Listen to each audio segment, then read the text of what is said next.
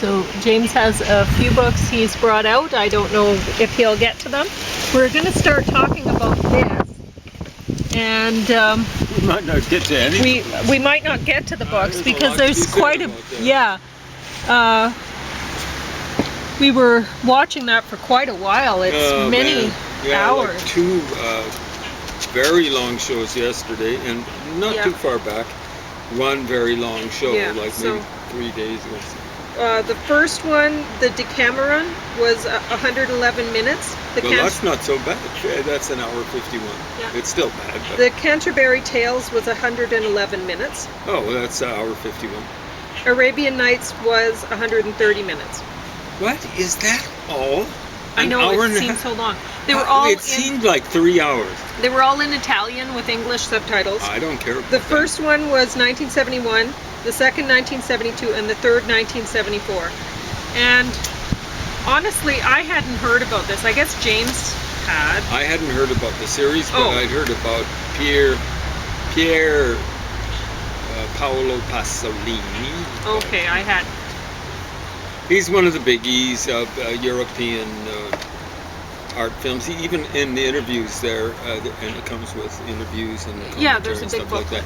He calls himself an auteur. So that's kind of like a French term, but it basically means a pretentious artsy guy. It's usually applied to film people. Every so occasionally, I think, to rock and roll divas and whatever. Well, anyway,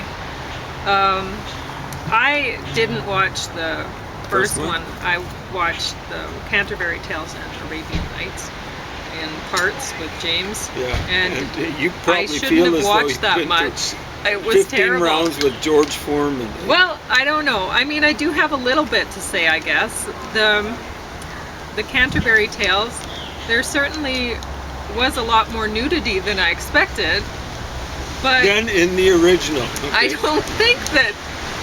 I don't remember any mention of nudity in the Chaucer stuff, but there's some crudity. Sure. Like the I forget which tale that is. Maybe the Miller's Tale or something like that. So anyway, and there was one. Like, they showed a lot of penises, but like James said, they didn't show erect penises. In the Canterbury Tale. In the Canterbury Tale. Which, nowadays in TV, you see penises that aren't erect quite regularly. But not as regularly as even. Not as regularly as. No. Of course, it's TV now. So I guess it's a bit different. But I mean, one of the, it's just funny because I was saying to James, boy, the women really had to work in this, in the making of this show or whatever, you know, the actresses. And just when I said that, and I think they were method acting, then a man pulled back from his, from what he was doing, and out popped his penis, and it was like this long. Not erect, and so that was timely, really. That I had mentioned that I had decided to comment right then, and that's Anyway, so there's that. What else did we have to say about? Oh, the Canterbury Tales. There was a little Charlie Chaplin sort of shtick going on, and I don't remember that being in the original. Well, you know, like Chaucer's about, I think, died 1400, maybe the exact year. So that's about 500 plus years before Chucky Chaplin. Yeah, but anyway, so there's what else did we have to mention about? Oh, the Canterbury Tales. One thing to be said about it. The music was great. I loved listening to the music. It was terrific. I think that Pasolini did a lot towards, especially for that. But he did around the second one in the series, picking the music up. So that's good. So the music was terrific. But Arabian Nights, I went to read poetry at the Owl last night, and I was the second person, which I like to be the second person, actually. Because I like to, honestly, I like to get things over with right away. Because otherwise I'm just going to be stressing about it, and it's going to make it even harder for me to do it. So that's I like just to get me. it over because I like to listen to what's going down and judge it. Well, that's true too. Yeah, because otherwise you're just thinking about, oh, what am I going to do? What am I going to, and that's interfering with you actually enjoying what other people are doing. So that's or the point. whatever what other people are doing. Some people are better than others. Yeah. So anyway, but I came back after that, and it's funny because I was there. I looked out the window, and it was just blowing all of a sudden, and I'm like, oh no, some weather's moved in or is moving in, and so I thought, okay, well, I'll just wait until this woman who was talking was done doing her thing, and then I got home. It was I an left. impressive bit of weather. It came in with a dash of rain. Yes. Sorry, I interrupted. So there was a little bit of rain with it, and I just got a few sprinklers, and honestly, it was kind of found it refreshing. Yeah, I like it when it's just a little like that. Yeah, yesterday was quite warm here, especially for very near the end of September. But I was a little concerned because I had a distance to walk before I got home, and I didn't have an umbrella. And maybe about half of it. But I was fine. So anyway, I got back, and James is watching the Arabian Nights, and he's telling me about this one kid who they say is 15 years old in this, and when the kid finally gets on, I'm like, that kid's not 15, you know what, if he's 12, that's amazing. He looks younger. That even, was that particular right? And anyway, so there was a lot, and first, like, I noticed a young woman who I would say not a woman, younger than a woman, but younger than 18 is what you said. yeah, and there were quite a few people that appeared to be quite a bit younger than, and it got me thinking, like, they weren't, I don't think that the people who were younger than 18 were interacting in a nude capacity so much with people that were older than 18 for the most part. Well, there's a point. Yeah, exactly right. So there's that. But still, I mean, I've heard about people having trouble, like, if they put pictures of their kid in a bathtub or something. Like, people don't want to take pictures of their kid in a bathtub, or kids doing anything naked or anything anymore, because they're worried about getting charged with some kind of pedophilia or something, right? It's been known to happen. Yeah, so, and yet, this was just rife with what appeared to me to be, anyway. Well, you know, anyway, like, I'll let James talk about it. It's supposed to be all for art's sake. I don't know. But the last one, Arabian Nights. Over the top. It's not for art's sake. So, Pasolini in one of the interviews described himself as being gay. And that's good, but when it's gay and it looks as though it's attracted to underage kids, in this case boys. For the most part. I mean, there were girls too. Well, there was a lot of that. He was, like he'd show guys theoretically banging girls, or boys banging girls, and always scenes of guys bouncing up and down and stuff like that. So yeah, I guess he was I getting think that he preferred seeing masculine bottoms to feminine bottoms. So yeah, it's because there were a lot of guy on top of girl action, but yeah, I don't know. You basically just see the guys' bums. I mean, they weren't showing much in those situations. But yeah, it's and was there enough art to really justify it? The framing devices were left out. I think to a large extent, especially, I don't know about Arabian Nights, but Canterbury Tales, the framing devices are not as long. You had about the Knight's Tale. It's stunningly long, but you know, they introduce characters, so they really aren't, you know, like they'll be talking about who is actually giving the. Okay, you can display that who's delivering the tale, and you can show that in the movie, but there'll be interaction between people that are going on this pilgrimage to Canterbury, you know, so they'll be jostling with each other verbally and stuff like that, and that's not shown at all. And it's the framing device where, you know, that you're introducing the person telling the tale, or they're introducing themselves, or whatever. So, you know, Arabian Nights, I don't know, that was just pretty artless, and so if there's no art and then there's all this nudity and You crudity. can only hope it died. But anyway, so there's a lot of stuff down. In fact, just last night there was a tree down in the I know Java I Park was there. worried walking with the wind like that. You always have to worry because it's not natural for the prairies to have all these big street trees along. You know, to have big trees. I mean, in There's the a river reason we have lots of wind and we don't have big trees naturally here, right? There's a variety of reasons. So another would be fires. Maybe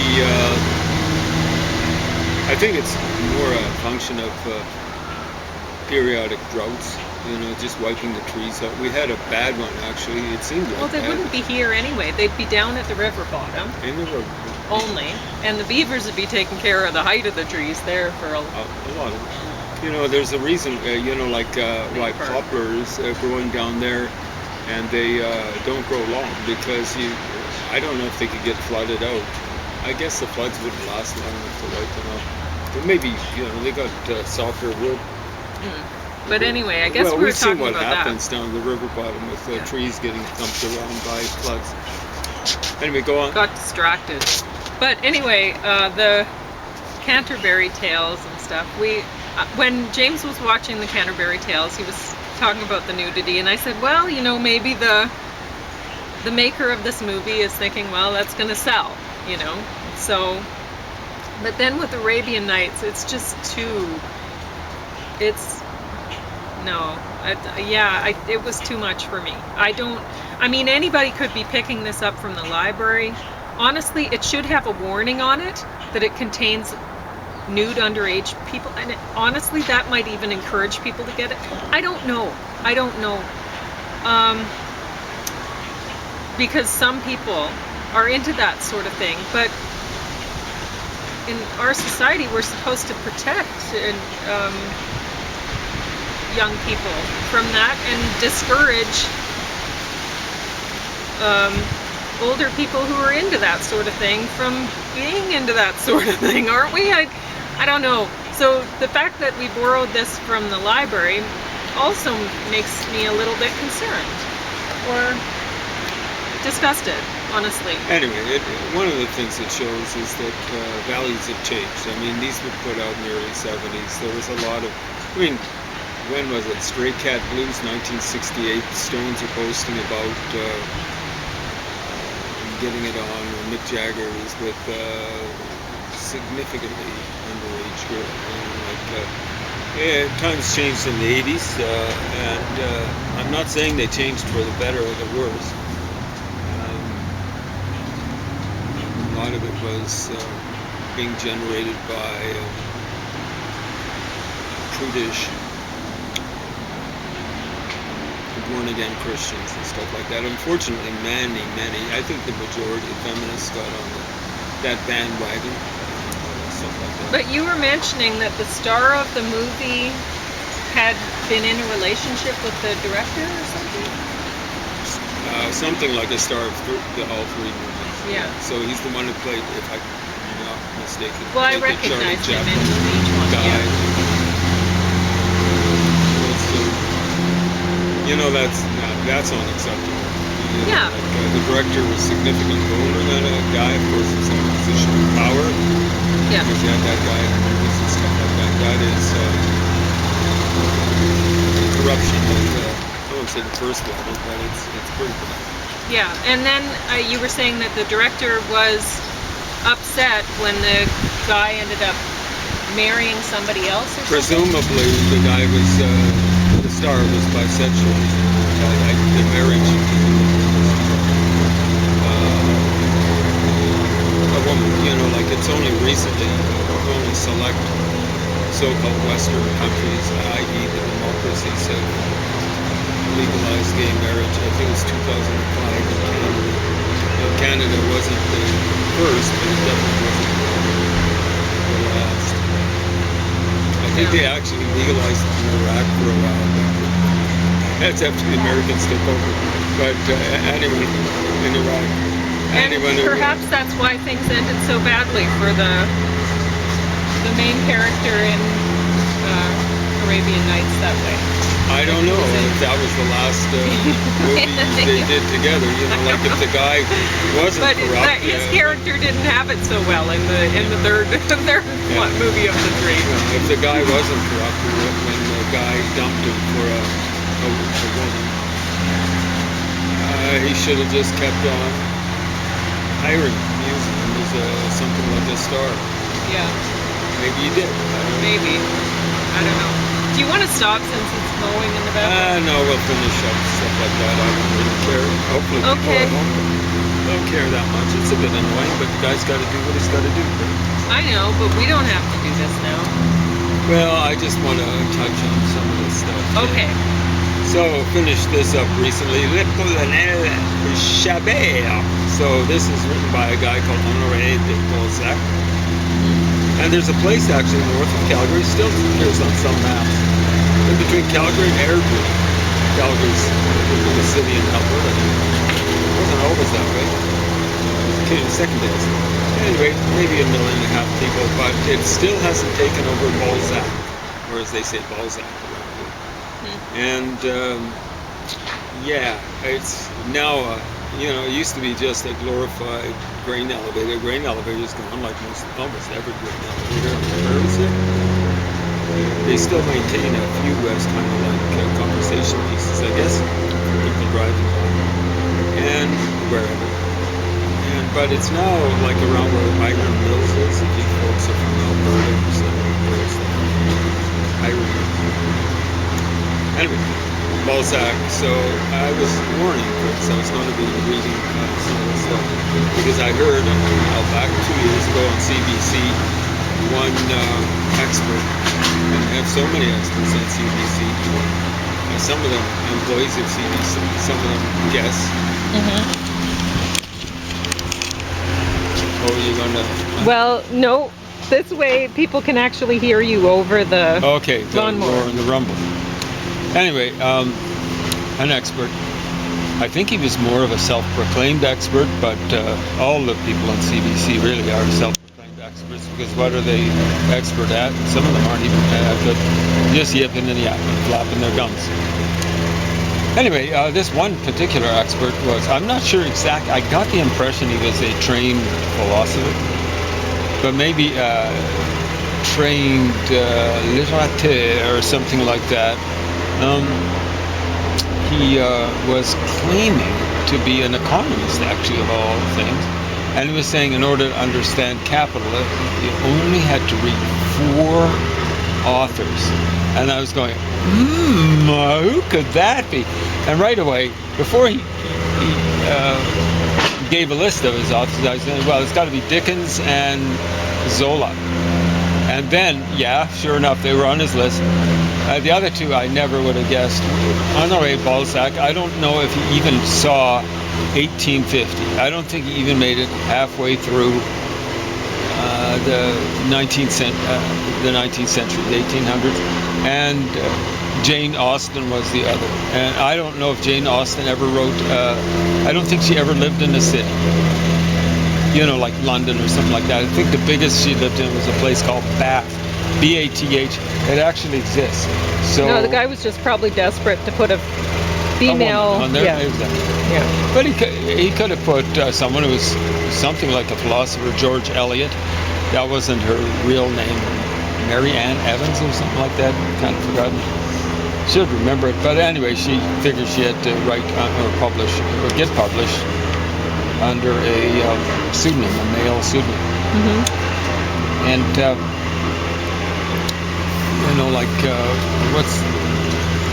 I was just going, wow, this is stunning. So let's see when the dude died.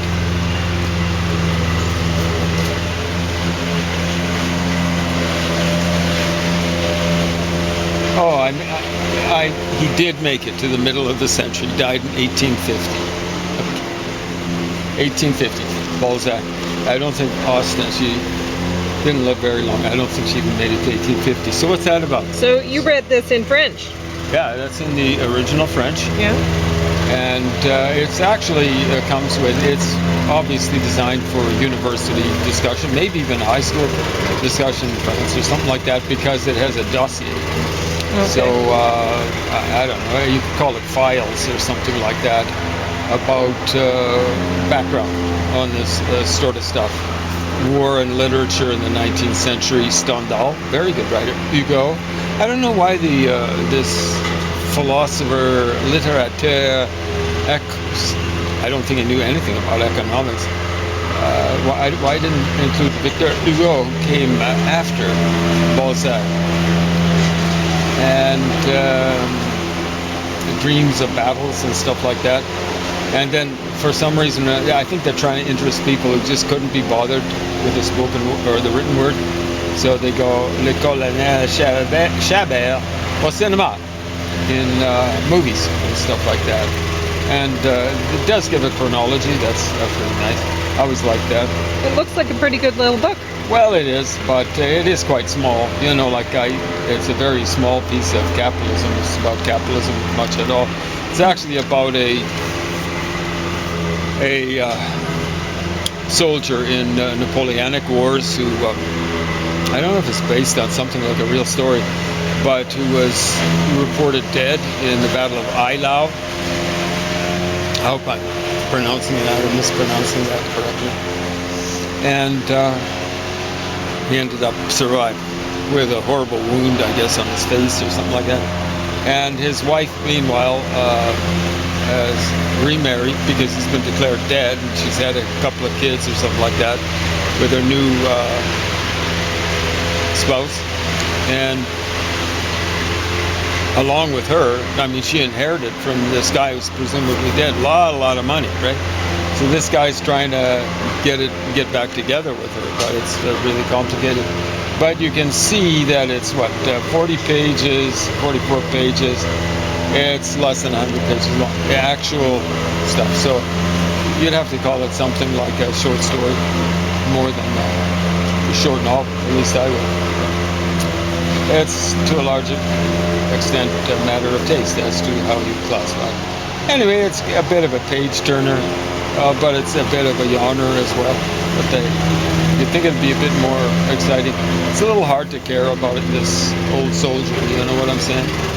Anyway, I think his sympathies are kind of with the old soldier. So, Napoleon was kind of like,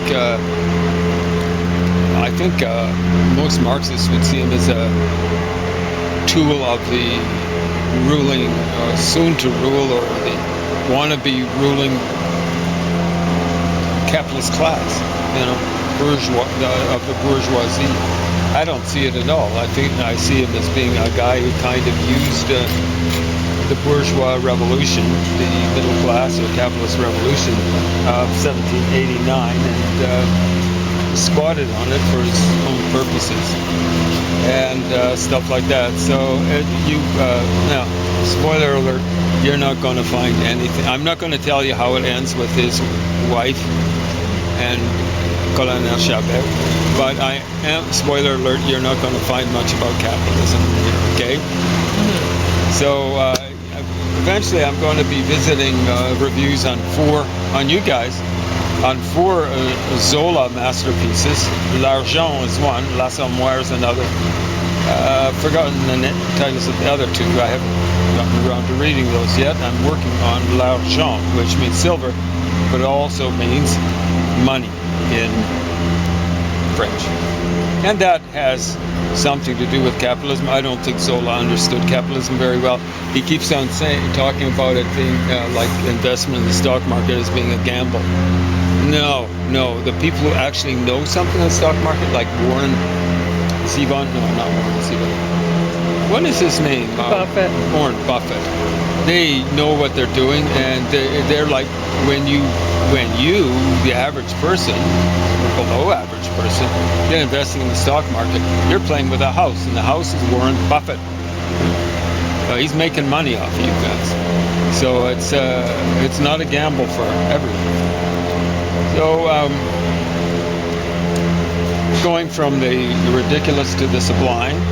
Okay. Edward Lear's nonsense book. Put out, if I'm not mistaken, by Grosset and Dunlap. This used to be my favorite book publishing company because it put out the Hardy Boys. You know, but they did put out other kids' books, and theoretically, this is for younger people. But I kind of like this stuff. Now, Edward Lear wrote some of the worst limericks in the history of the world. Mm-hmm. There was an old man in the South who had an immoderate mouth. I like his illustrations. These are his illustrations. Yeah. But in swallowing a dish that was quite full of fish, he was choked, that old man in the South. You see, I call these tautological limericks, which maybe I should come up with a better designation. What's a tautology? It's kind of like a circular argument. You see how he ends up rhyming? Yes. That's okay, south and mouth, but then he uses south. So see, Calcutta, roads. Yeah. And you're always going, you're waiting for that snappy last line, and then you go, that's a letdown. Almost every one of them is a letdown. Here he actually goes differently, but Nepal, Nile. Oh, there, file's a little bit different. Abruzzi, that's a place. There are mountains in the central part of Italy. There are called Abruzzi. Tring. See how it goes? Almost every one of them has what I call, well, let's call them just circular rhymes. First and last line are the end in the same word. Poker. No. But here's some of the stuff that, blessed relief. Yeah, I can remember my dad loved this one, The Owl and the Pussycat. Oh, the yes, Owl and that the was a good Pussycat. one. So this is an illustration of the Pussycat's guiding the boat, right? Owl and the Pussycat went to sea in a beautiful pea-green boat. They took some honey and plenty of money. I can remember my dad quoting this one, right? Mm-hmm. Wrapped up in a 5-pound note, the owl looked up to the stars above and sang to a small guitar. Oh, lovely pussy, oh, pussy, my love, what a beautiful pussy you are. You are. What a beautiful pussy you are. It's a short one. Pussy said to the owl, you elegant fowl, how charmingly sweet you sing. Oh, let us be married. Too long we have tarried, but what shall we do for a ring? They sailed away for a year and a day to land where the bong tree grows, and there in a wood a piggy-wig stood, with a ring in the end of his nose. My dad was always good at these. It's a chorus line, but it changes each time. His nose, with a ring in the end of his nose. Dear pig, are you willing to sell for 1 shilling your ring? Said the piggy, I will. So they took it away. Were married next day by the turkey who lives on the hill. They dined on mince. I always loved this. I didn't know what mince was, but I like mince pie. And slices of quince. I didn't know what quince was, but I thought it was just the best thing in the world. They ate with a runcible spoon, like what a kid eats with, right? And hand